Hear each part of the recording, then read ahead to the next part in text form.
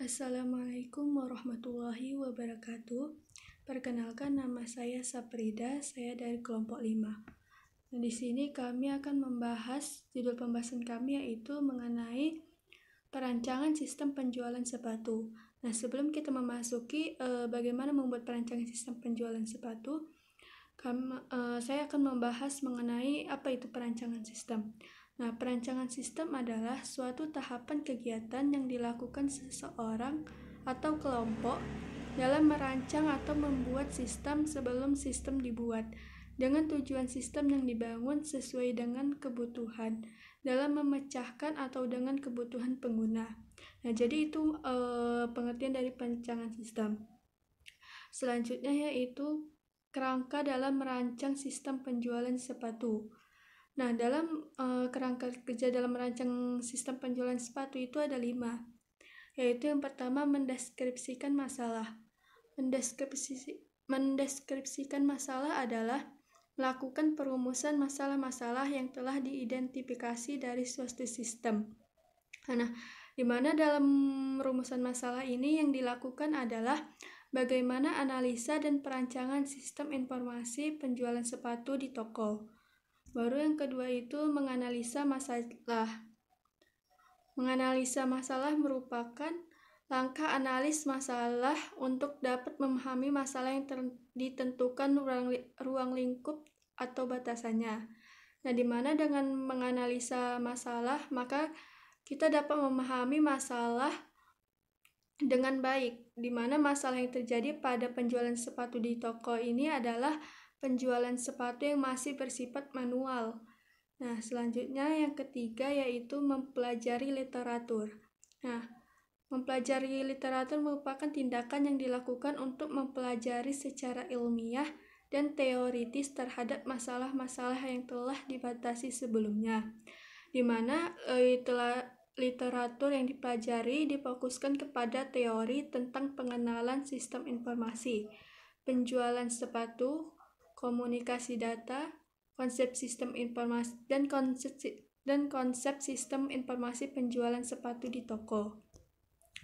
Selanjutnya yaitu yang keempat, mengumpulkan data, di mana teknik yang dilakukan dalam mengumpulkan data itu yaitu teknik observasi, di mana teknik observasi ini yaitu teknik yang dilakukan dengan pengamatan langsung ke lapangan dengan cara mencatat data-data yang diperlukan.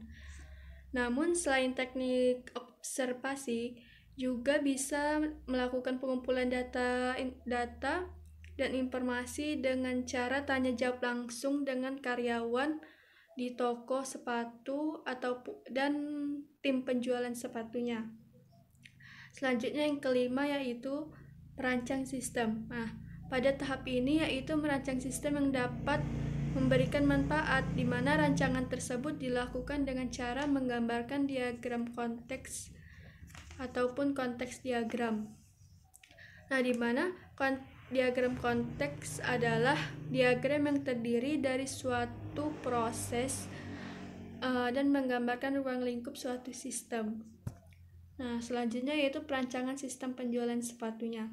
Nah, pada rancangan ini dilakukan dengan diagram alir data atau biasanya yang disebut dengan DAD.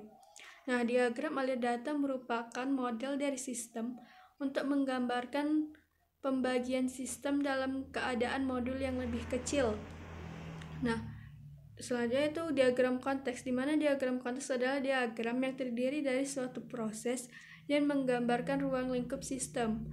Diagram konteks ini adalah level tertinggi dari DAD yang menggambarkan seluruh input ke sistem ataupun output dari sistem.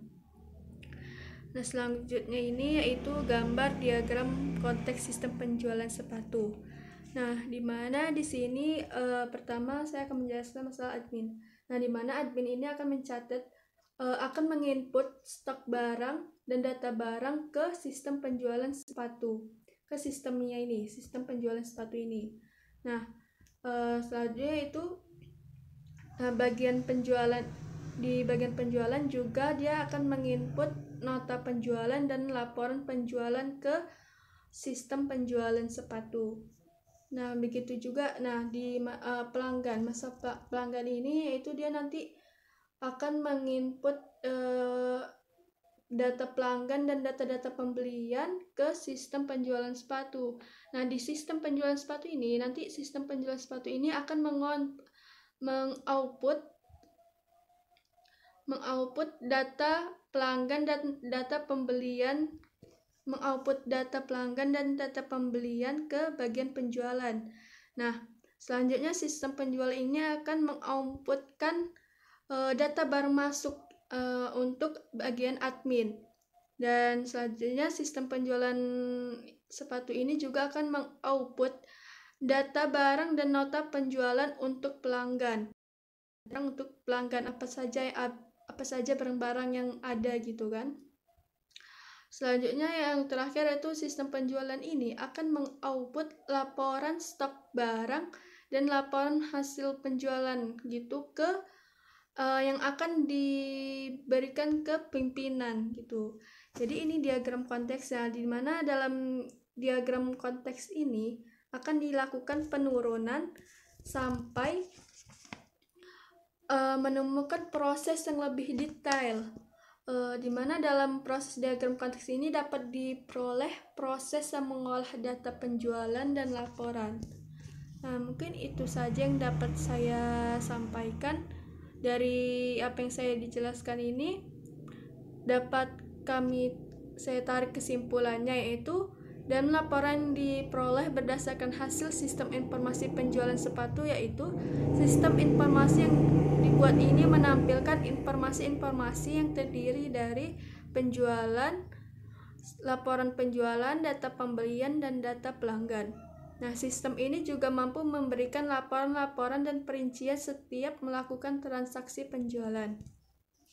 Mungkin hanya itu saja yang dapat saya sampaikan. Apabila ada kekurangan ataupun banyak salah, saya mohon maaf.